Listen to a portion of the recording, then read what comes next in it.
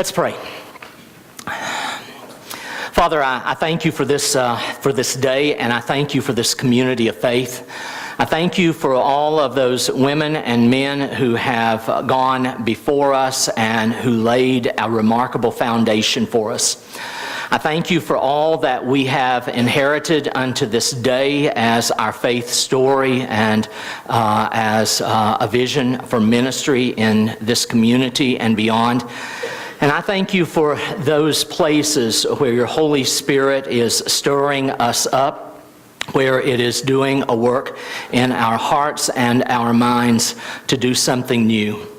I ask that you give us a sense of your abiding presence whenever we are being stirred to newness. I ask that you give us a sense of honor for that which is meaningful and which serves as the places that we so often want to hang on to. But you are God, and you are the one who will have the last word in all of creation, and your word will be good. In your name we pray. Amen. As we've done some things differently over the last year and the last year and a half, one of the things that I became aware of is that I'd like to try these different occasions during a year that give us an opportunity to communicate, that give me an opportunity to communicate with the congregation. And so some congregations call this an annual church report, particularly this first one in the year. Some congregations simply call it church meeting or town meeting. There's no business to vote on, but it's an opportunity to present some things and to give folks an opportunity to ask questions. And some folks call it a State of the Church address. And so I was a little reticent about calling it State of the Church simply because I didn't necessarily want to begin with that line that the president always begins with about the state of our union being good. Not that it's not good, but that's what you come to expect. And so since this is the first time around tonight, I wanted to not go there. One of our folks was looking at this slide today and said, well, you can tell that wasn't made recently.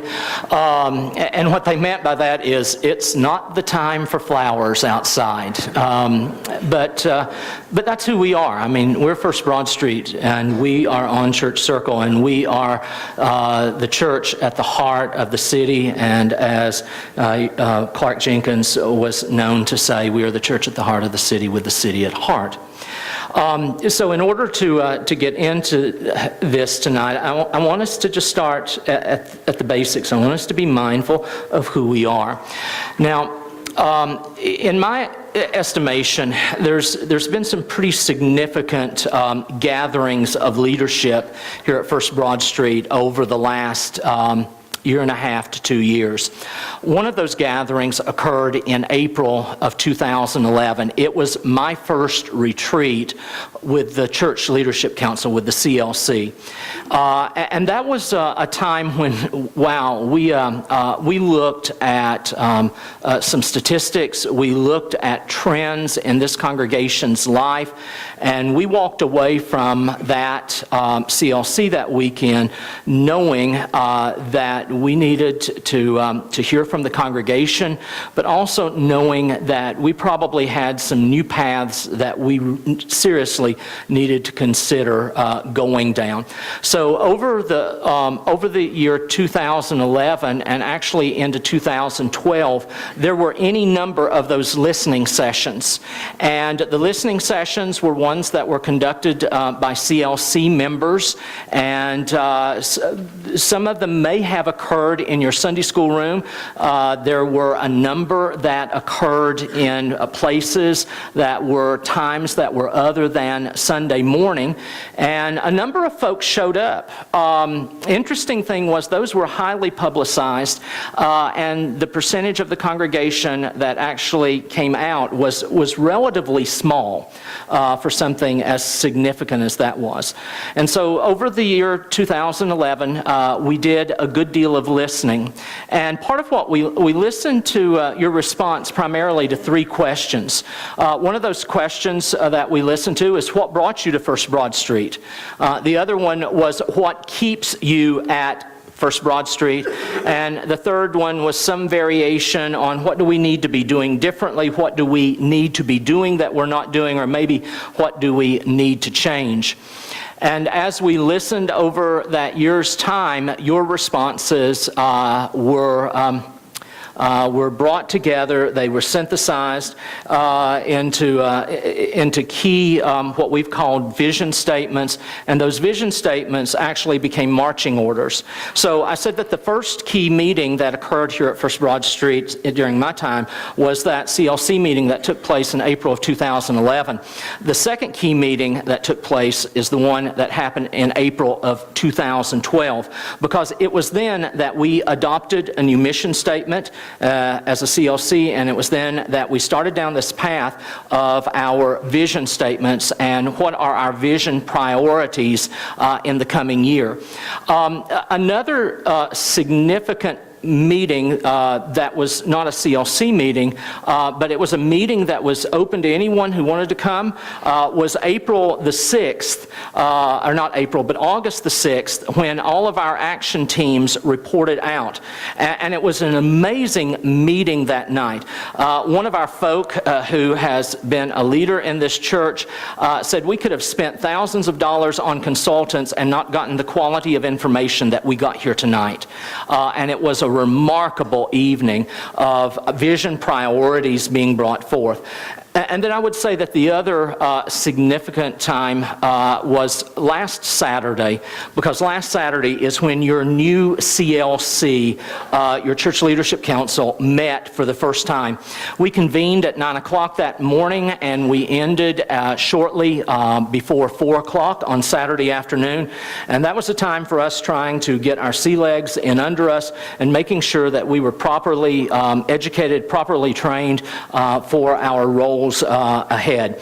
So, you've heard our mission statement. Part of what we felt called to do was to embrace our United Methodist mission statement. And our United Methodist mission statement is to make disciples of Jesus Christ for the transformation of the world. And how are we going to transform the world here at First Broad Street? We'll do it by loving God and growing together and reaching out. So that's starting to get before you. One of the things that I promised our leadership as we started going down these paths was I will not let this drop. Because one of the things that I heard is there have been all kinds of congregational meetings, there's been all kinds of study work done, there's been all kinds of retreats, and it often gets filed away and is never heard from again. And there's a part of me that's a relatively stingy person, and it's stingy in the way if I'm going to spend my time investing in something, I don't want to just let go of it. And so for me to continue to put before you what our mission is, it's just a part of my own conviction that I've got something invested in this, and I hope that you're investing in it as well. So loving God and growing together and reaching out is going to be something that we're going to continue to have before us as we go forward. So this leads into what our vision statements are. This is a preamble. It's not the vision statements themselves, but it's a preamble that Russ Brogdon, who is our lay leader last year and this year, wrote. We humbly and faithfully seek the guidance of the Holy Spirit, and we strive to fulfill our calling to be the body of Christ for the transformation of the world as described in the following vision statements. And so there are these. The first one has to do with prayer. One of the convictions that we had in the April 2012 CLC retreat was that prayer has to be the starting point of everything that we do. And so the vision statement that was crafted out of your feedback in those listening sessions, whether it took place in your Sunday school rooms or whether it was one of those other occasions when you came out an evening or an afternoon to share with the team, was we're always seeking God's guidance, and we're open to God's leadership in new directions. And that's completely consistent with the New Testament. Certainly in the New Testament, there are times when we read about the church gathering together, but in Colossians it says, devote yourselves to prayer. And so we want to make sure that in moving forward, that everything we do is bathed in prayer. And I hope that you have prayed for our vision teams. I hope that you have prayed for lay leadership. I hope you pray for your staff. And I certainly covet your prayers as well. I've often said through the years, I know when I am being prayed for, I can feel the difference. One of the vision statements that came out of that work was this one that says, we provide rich and diverse ministries and worship experiences. Okay, so one of the things that you all valued was that diversity of ministries and worship, which welcome and engage people of every age and stage of Christian discipleship. You're renowned, according to the psalmist, God's renown endures through all generations. Well, the team understood that one of the things that we've got to continue to pay close attention to in all of our decision making is how we are seeking to reach young adults. And so that's in front of us. As we continue our decision making processes, how does what we choose to do, how is it affecting young adults in our congregation and those that we would seek to bring in from the community? These are just a couple of slides that I've grown to love. This one was from Fall. Is this Fall Frolic? Someone ran Fallpalooza. I said that this was one of the most intergenerational experiences that I have had here. Okay, those of you who were here remember the diversity of ages. It was a wonderful example of who we are, I think, at our best with the different ages represented. Don't you just love this? Okay, I mean, don't you just love this little girl? And this is one of our worship services that meets in this space. Okay. Another one of our vision statements is your value on our reaching out to invite into relationship with Jesus Christ others, and that we welcome and that we nurture all. Certainly, the Great Commission is to go and to make disciples, and so we need to make our decisions about how we are equipping for evangelism, equipping for folks to share their faith. Now, one of the subtle ways, and I hope that you're beginning to pick up on this, at key times over the last year and a half to 2 years, particularly around Christmas and Easter, we have put a postcard in your hand and asked you to share that with someone who doesn't attend First Broad Street. Okay, that is an easy means that we're trying to equip you in order to share with someone else about where it is that you go to church and that you would like to invite someone to come and join you here. One of the things that I think pastors hear most often is, I don't know how to share my faith. Every time we put one of those cards in your hands, we're trying to make it just a little bit easier for you. Not that you have to go into any long dissertation or description of what it is that you believe or what United Methodists believe, but that you believe that this is a place where folks can find a relationship with God and Jesus Christ. And so those cards are one of the opportunities, an easy opportunity that you have to do that. So go and make disciples. I love this slide. Jesus was in a small group. Okay? I mean, what can you say about that? All right? Jesus was in a small group, and life change happens in small groups. So again, one of the things that you described was that we meet faithfully in the setting of many kinds of small groups, largely Sunday school. Sunday school is such a huge value here at First Broad Street, but it provides that place for spiritual growth and your relationship with others. Now, quite honestly, most of you who responded to to that indicated that you weren't sure how much spiritual growth went on, but you sure liked the relationship with others. Okay? And you can laugh. I mean, if you want to laugh, you can laugh about that. Because that's one of the things that I've heard as I've listened to those of you who tell your stories about how you came to First Broad Street and why you came to First Broad Street. It was about the relationship building that was going on and that you valued that. And so we want to be intentional as we move forward about expanding opportunities for small groups and not just on Sunday morning through Sunday school. There were some other vision statements that say we go beyond our walls to serve our neighbors locally and around the world and share the good news of Jesus Christ. We certainly do that. These are supporting vision statements to the others. We're continually growing in our relationships with God and others. We use our facilities and our resources to enable and support our mission. We recognize and honor all the spiritual gifts and support laypersons in using their gifts, and we worship the Lord joyfully in spirit and truth. Now, you say, where did you get all of that? We got that from the feedback that you provided from about April 2011 to around February, March of 2012. And that was all kinds of information that was coming together that were crafted into these statements. So when you think about we worship the Lord joyfully in spirit and in truth, certainly worship is a high value here. Worship should be a high value here. And, there are a couple of times a year when we certainly cut across preferences of traditional or contemporary, and Christmas Eve is certainly one of those, and we value times like that. I want to tell you how I operate, and if you haven't picked up on this, I feel like I'm a pretty passionate individual, okay?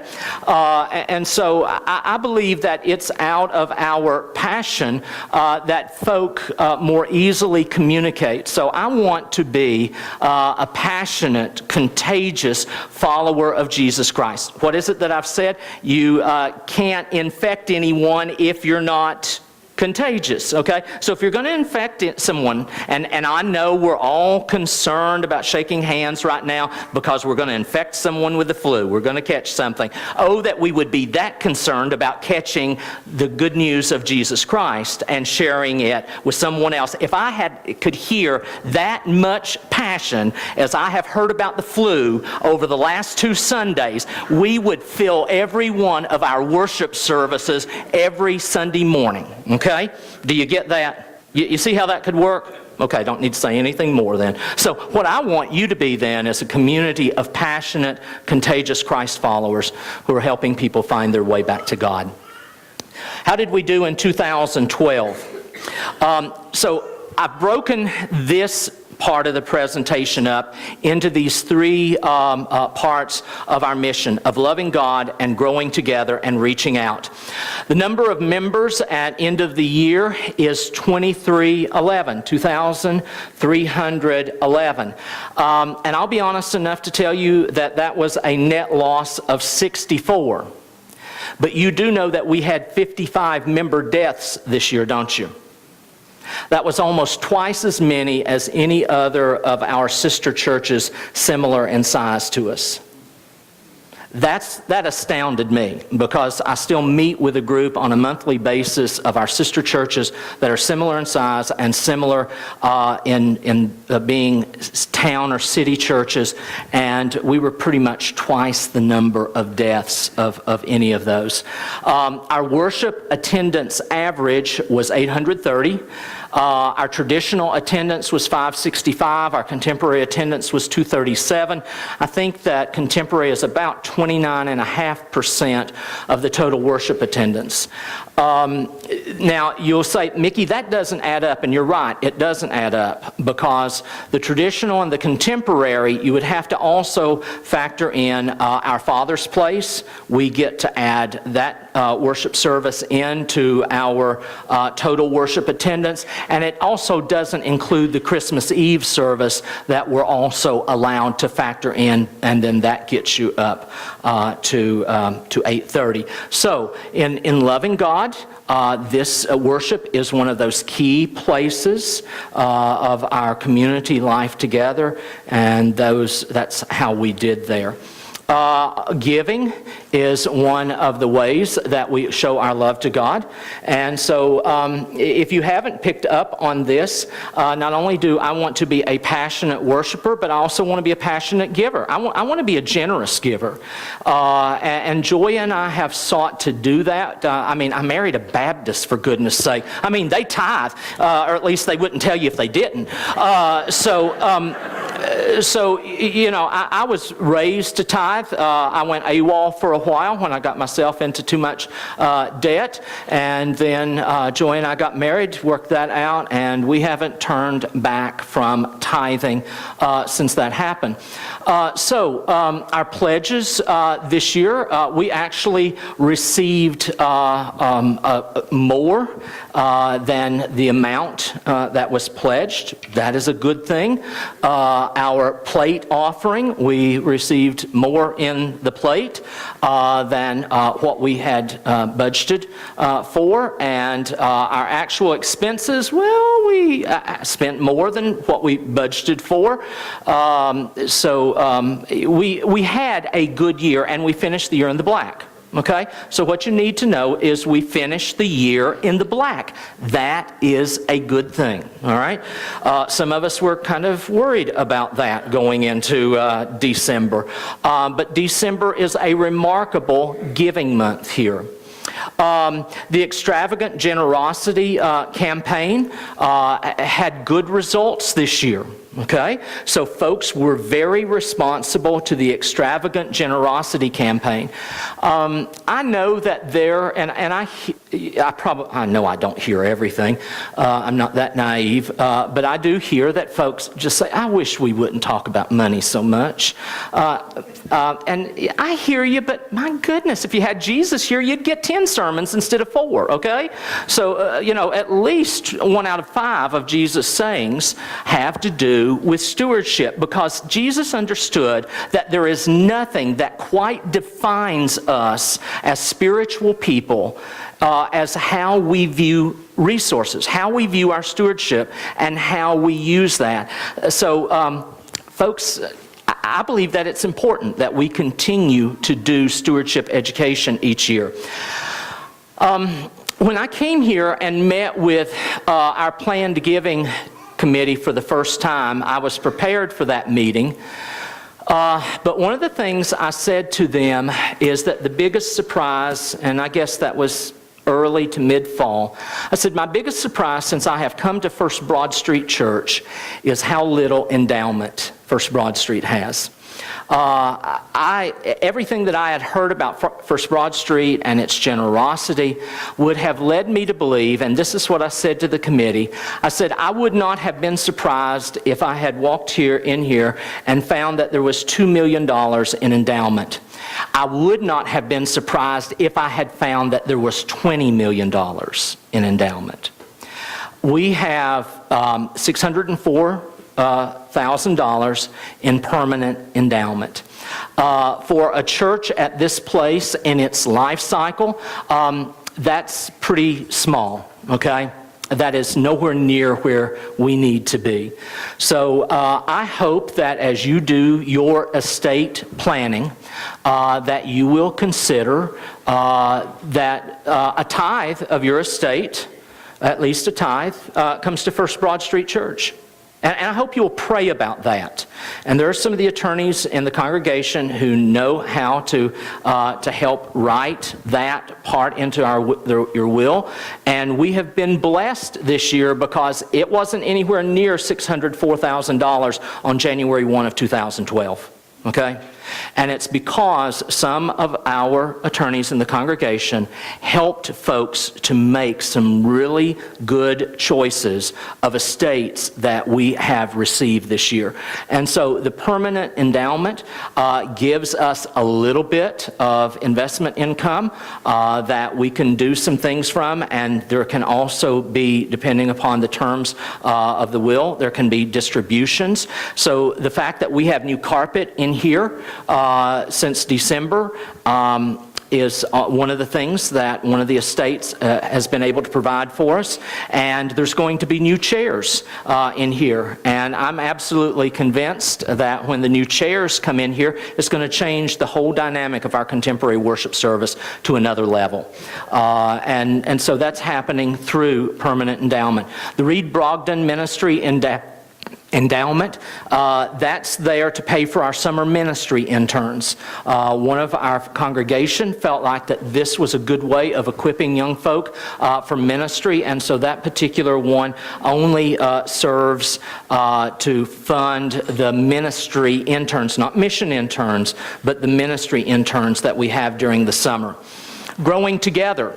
How did we do here?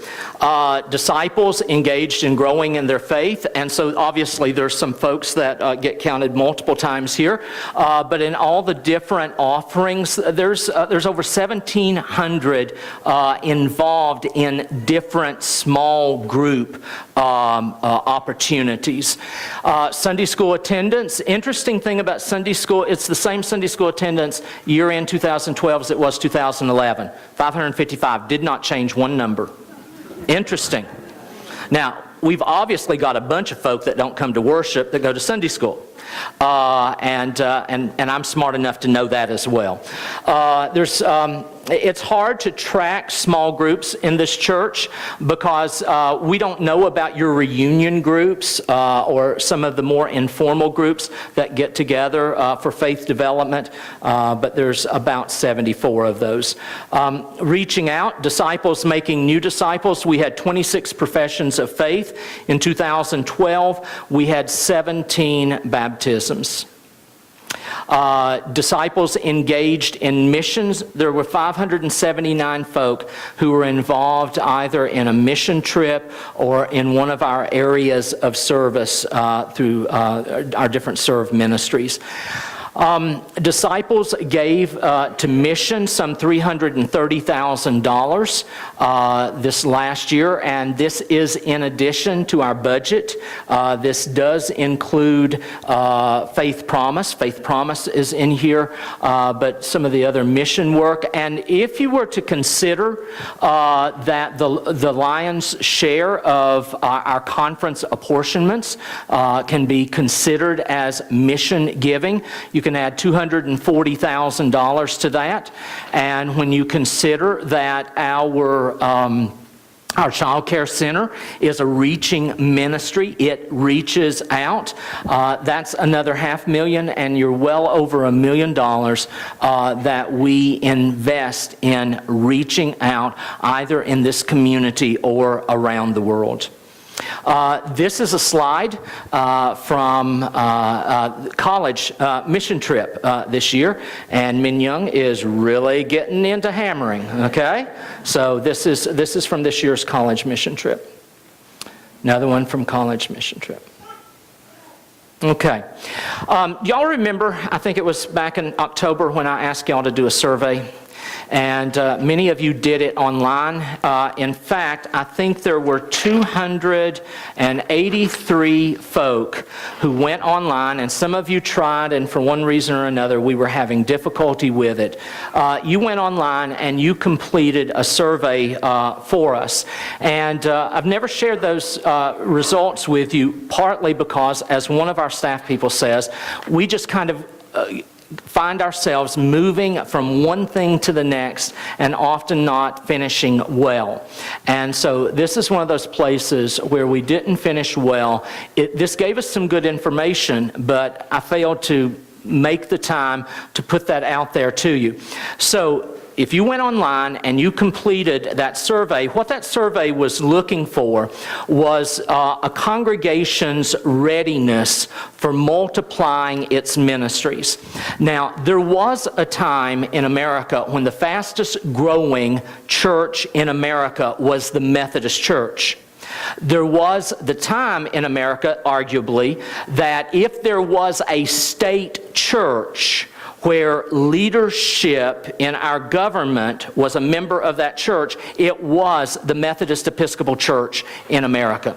We had huge influence. We were the fastest growing Protestant denomination in America. And the reason for that was we were going to where the people were. We weren't bound by our walls. We were nimble, and we were reaching out beyond any walls because we were very mobile. It was only when we started to get settled in town and building bigger buildings that we lost some of our effectiveness and that we became less nimble.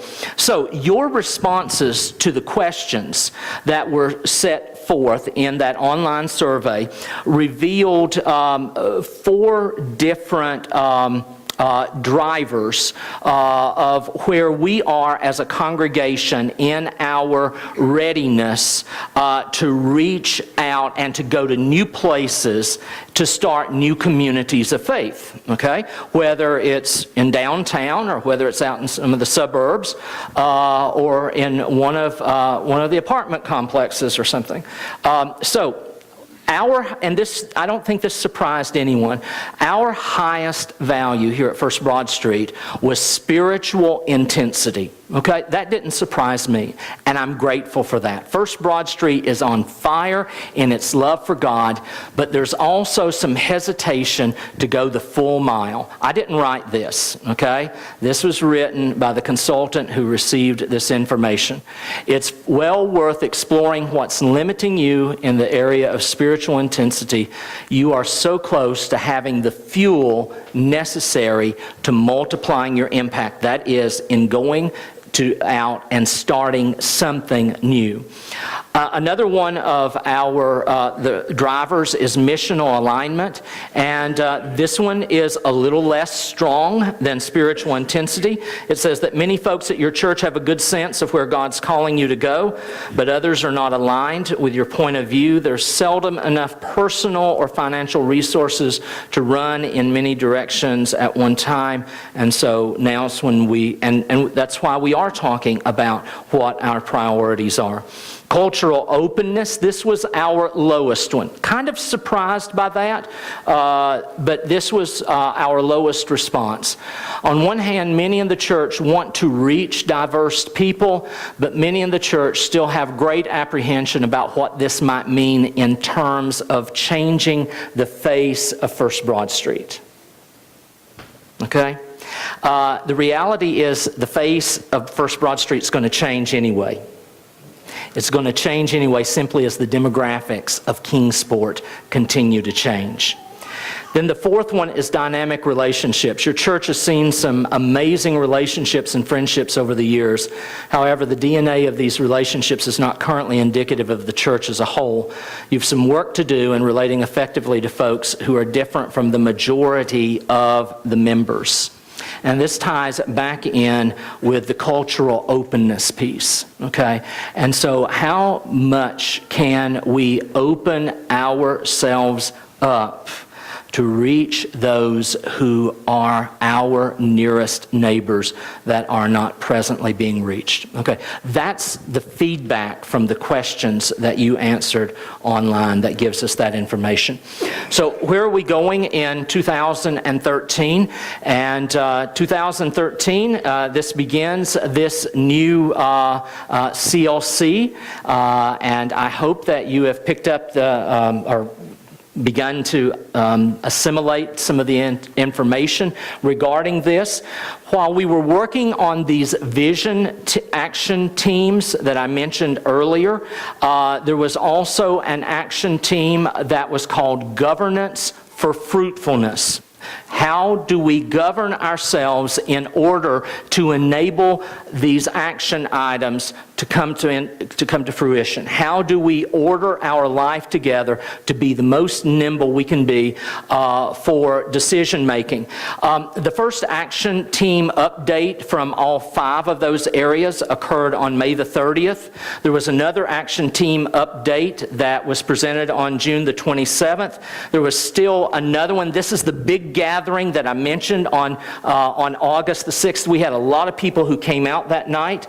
On August the 23rd, our CLC and others who were interested in hearing about the governance question came together on August the 23rd. On September the 10th, there was a charge conference that approved the change in governance. And so what all of that means now is that, and the Book of Discipline allows this, the structure that we presented, the Judicial Council had already approved a similar structure in some other places, and so we received approval for this structure. Our chair is Elise Egan, our vice chair is Vicki Welch, our lay leader is Russ Brogdon. The following 9 are ordered into panels: Alex Anderson, Leslie Berry, LZR Lemieux, C.G. McCord, Margie Nichols, Brad Overturf, Julie Pearson, John Perdue, and Chris Rose. These folk function as both your church leadership council, what was Board of Trustees, what was Staff Parish, and what was Finance. Okay, so these 12 serve the purpose of the previous 4 different teams. And this, one of the primary reasons for doing this is so that we can be responsive to the needs of our congregation, so that we can be responsive to when the wind of the Spirit is doing its work. Yes, Darius? Okay. All right. So also Chris and John Perdue is up here, but it's not on your list. Wish you'd held that to the end. So ex officio members are Donna Hathaway, Hannah Harvey will be the next lay leader, and then you have 3 staff people that are a part of that as well. And so this allows us to be more nimble. It allows us to make decisions without spending 3 months while something could conceivably be lifted up to CLC. CLC assigns it to Finance. Finance deals with it, sends it to Trustees. Trustees sends it back to Finance, and Finance then sends it back to CLC, which could take 3 to 4 months. And that will not be the case in the way that this is set up. So, hallelujah, amen. Thank you. Let's take an offering. The rest of this section of the presentation then is ordered under these 3 different dimensions now of the CLC. Finance and facilities. One of the things that you may have heard about is the fact that since about August, I guess, we have been working at evaluating all of our ministries, some 200 different ministry opportunities within First Broad Street. I do not have a peer in this annual conference of any church size who has ever attempted this, and we now know why, okay? Because it's not easy. And it has been hard, it has been long, it has been painful. We have met virtually every Wednesday for an hour and a half to an hour and 45 minutes since August and September. We think we finished today.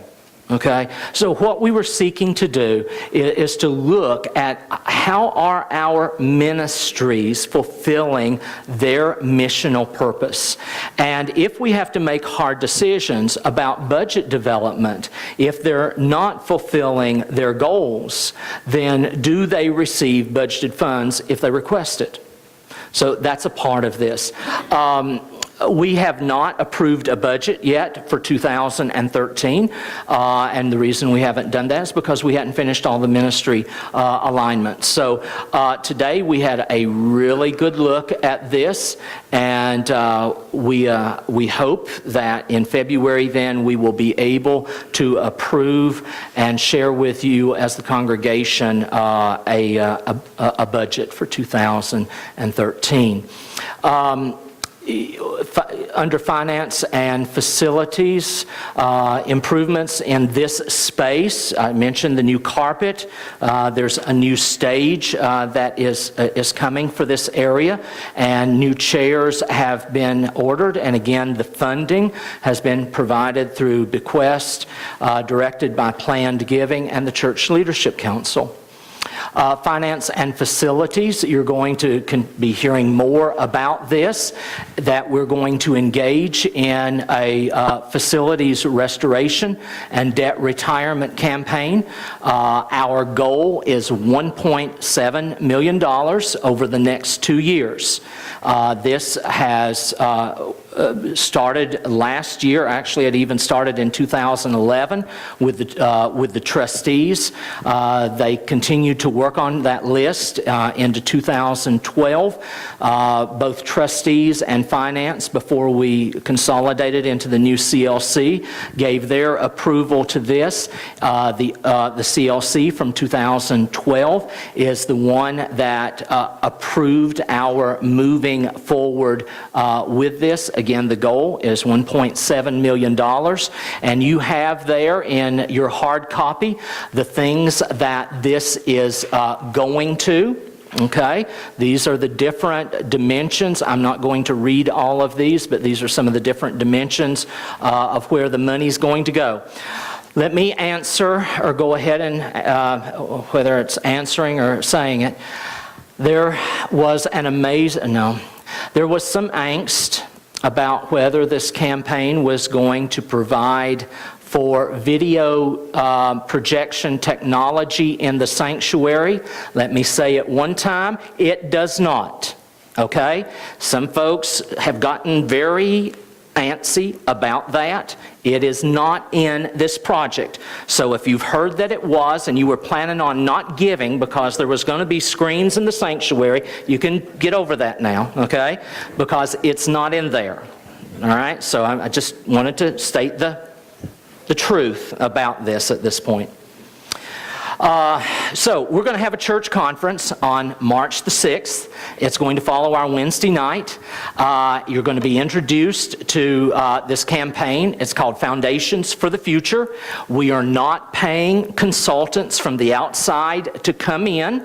The Finance Committee agreed to send Buddy and Sharon Bounds, who agreed to be campaign directors, and myself to a one-day training event sponsored by or run by a group called the Gauge Group, and so they trained us on how to run campaigns that can be for $500,000 or $20 million. And so that church conference is going to be on March the 6th at 7 o'clock. We anticipate kicking it off on April the 7th, and the Commitment Sunday will be April the 28th. So we've got finance and facilities. We've got personnel. Now, one of the things about the way that the CLC direction was set up was that we would evolve into having either an executive pastor, which means that person would be clergy, or that we would have an executive director, which means the person would be a layperson. And this is about it involves the role that Mike McIntyre does as business manager, and it involves the staff supervision, coaching, and alignment role that the senior pastor is supposed to have with key staff. And so this is a position that was approved last fall and that we're going to begin a search for this year. Mike McIntyre has helped us in working through this, and he has agreed to stay until we've got this person on board with some outside limit. He's given me how long he doesn't want to stay. So we are working on that. You know that we have 2 new interim people in preschool and children's program, and so Katie Blaylock and Ray Johnson have just. I'm amazed that the preparation they did in advance has led to about as good a transition as we can possibly have. But we've also got a good team with some lay people that have also stepped up. Phyllis Hill is chair of Children's Council this year, and Kathy Harvey has been one of the folks that have been really involved in that. So we've got a really good working situation right now. Again, these positions are interim, and we wanted to spend the first couple of months of this year looking at how this was working, looking at what our needs are, and if we make the decision to go with a full-time person, then our goal will be to bring that person on board around July 1. Missions assistant, April Watts, has given us her resignation, and she will be finishing out in February. And then the action teams also provided us with some suggestions of ways that they felt like we could be more effective in our ministries with certain staff positions. And those positions, we've not worked on job descriptions yet, but we have not forgotten that those are out there. I mentioned a while ago this ministry alignment process. Again, Rosalie Seitz and Elise Egan have led the way in this. Elise Egan is, it turns out to be not only a pretty good CLC chair, but she is a good consultant. And it has stretched everything that she has to work with us. But she's done a good process, she's done a great job in helping us with this ministry alignment process. We're going to do, you've already heard some about it, this Imagine No Malaria. Our annual conference has committed to $1 million for Imagine No Malaria.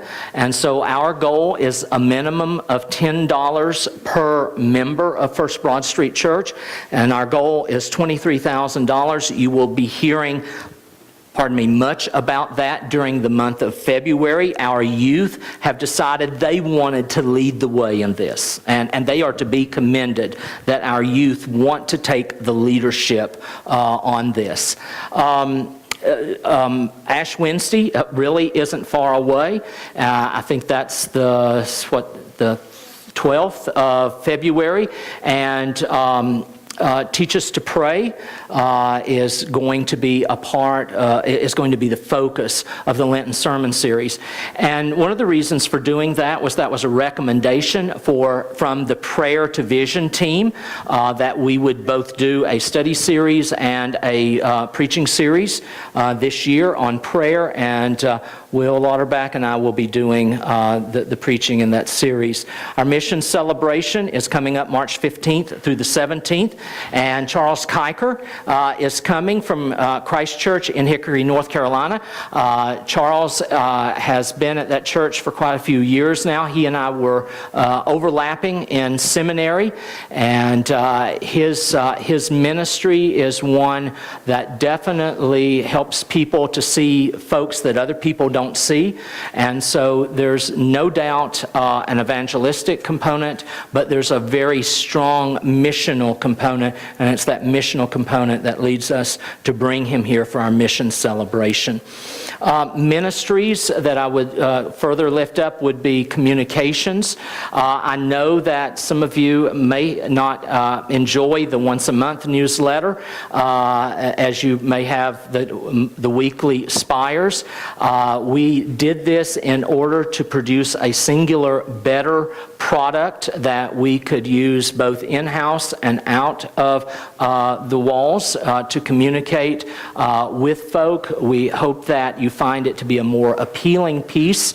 One of the things that we would still ask you to consider doing is, if you are getting a hard copy and you could make use of an electronic copy, to let us know, and we will not do the hard copy newsletter mail to you, but that we would do the electronic copy to you. We are expecting to get some website upgrades this year. Anybody ever seen one of those QR codes before? We used our first QR code here during the Advent season. If you were to scan that QR code, it would take you directly to the Advent devotionals that we used from your smartphone. And so one of the things that we hope to do more of is these quick read codes. I know it looks like a Rorschach test, but it's actually something more sophisticated than that. We are doing more and more with social media, with Facebook and Twitter. I had an awareness-raising experience in regard to the Boar's Head Festival. There was a picture taken on Saturday that got onto a Facebook page. That Facebook page was sent out to folks saying, why don't you come to this? It looks like it's going to be a wonderful event. And we had people come from that Facebook invitation. Okay?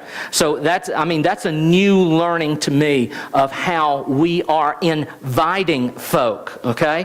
When I came here, Andrew Amadei talked about Eastman evangelism, and I had to ask what Eastman evangelism was, and he... some of you know.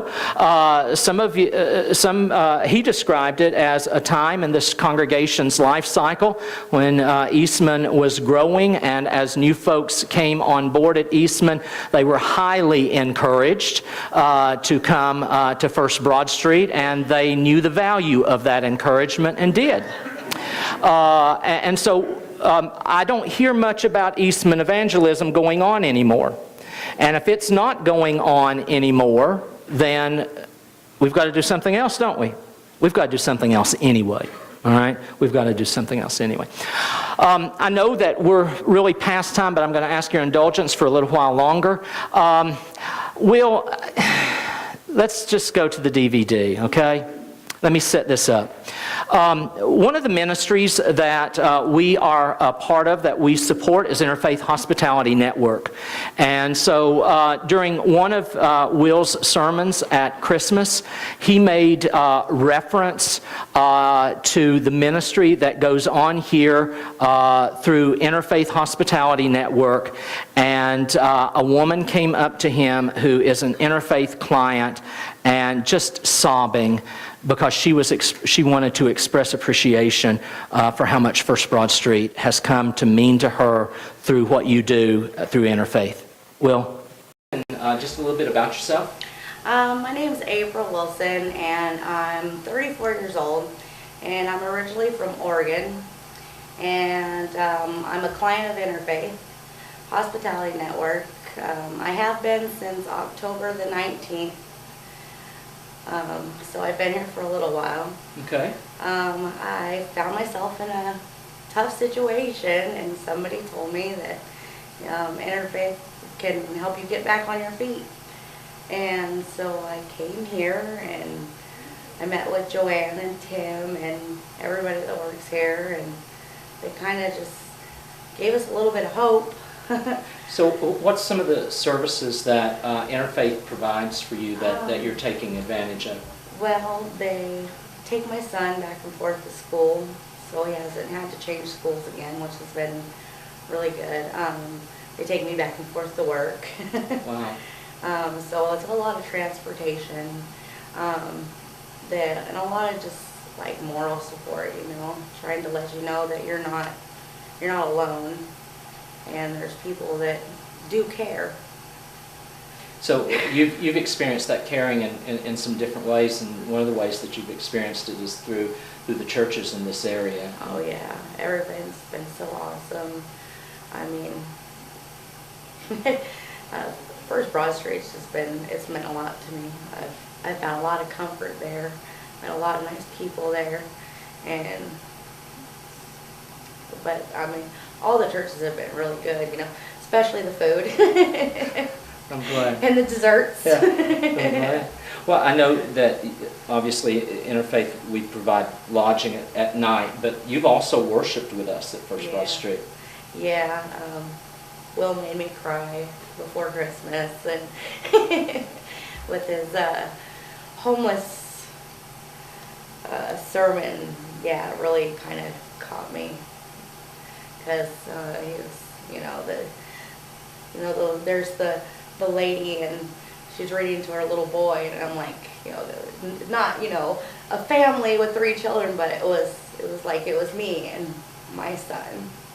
And it hit me real hard.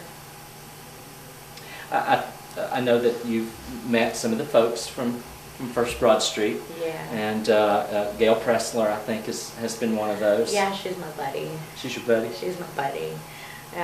April, she's been awesome too. She took us to see the lights, and had hot chocolate and did our marshmallows and stuff.